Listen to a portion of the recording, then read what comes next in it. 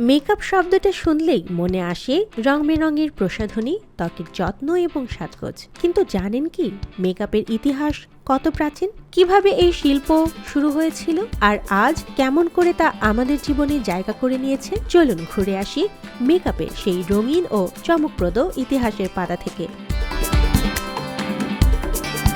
প্রাচীন মিশরে মেকআপের ব্যবহার শুরু হয়েছিল প্রায় ৬,০০০ বছর আগে। সেই সময় ফারাওরা শুধু সৌন্দর্যের জন্য নয়, চোখে কাজল দিতেন খারাপ আত্মা দূরে রাখতে। মিশরের বিখ্যাত রানী ক্লিওপেট্রা তার চোখের কাজল এবং লাল ঠোঁটের জন্য বিশেষভাবে পরিচিত ছিলেন। তখন ঠোঁট রাঙানো হতো প্রাকৃতিক খনিজ এবং পোকা থেকে তৈরি রঙে। ভাবুন তো, সেই সময়কার মানুষ কিভাবে এমন অদ্ভুত উপাদান ব্যবহার করতেন সৌন্দর্য বাড়ানোর জন্য। প্রাচীন গ্রিস ও রোমে মেকআপ ছিল সমাজের উচ্চবিত্তের পরিচায়ক। সাদা মুখের পাউডার, লাল ঠোঁট এবং গোলাপি গাল এসব ছিল সেগুলোর স্টাইল সিগনেচার। তখনকার নারীরা মধু, বীজ এমনকি সীসা মিশ্রিত প্রসাধনও ব্যবহার করতেন সৌন্দর্য বাড়ানোর জন্য।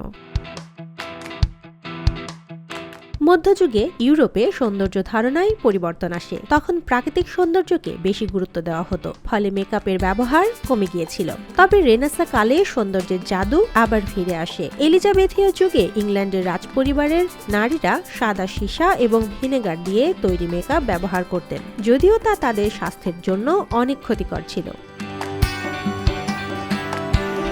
১৮০০ ও ১৯০০ শতকের শিল্প বিপ্লবের পর মেকআপের জগতে এক বড় পরিবর্তন আসে। ম্যাক্স ফ্যাক্টর, এলিজাবেথ আর্ডেনের মতো ব্র্যান্ড সাধারণ মানুষের জন্য মেকআপ সহজলভ্য করে তোলে। ১৯২০ সালের দিকে প্রথমবারের মতো মহিলারা প্রকাশ্যে লিপস্টিক ব্যবহার করতে শুরু করেন। এটি ছিল সৌন্দর্যের নতুন এক যুগের সূচনা, যেখানে সৌন্দর্য আর আত্মবিশ্বাস একসঙ্গে মিলিত হয়েছিল। ভারতীয় উপমহাদেশেও মেকআপের ইতিহাস অনেক পুরনো। বৈদিক যুগ থেকেই সেখানে মেহেদি, কুমকুম, সিঁদুর এবং চন্দন ব্যবহৃত হতো। এইসব প্রাকৃতিক উপাদান শুধু সৌন্দর্যই বাড়াতো না, বরং সাংস্কৃতিক এক গুরুত্বপূর্ণ অংশ হয়ে দাঁড়িয়েছিল।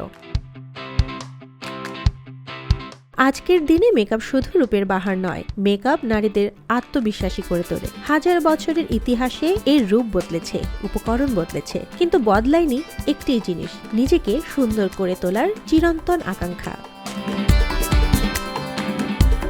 সুবর্ণ মেইজ আবিন, দেশকাল নিউজ।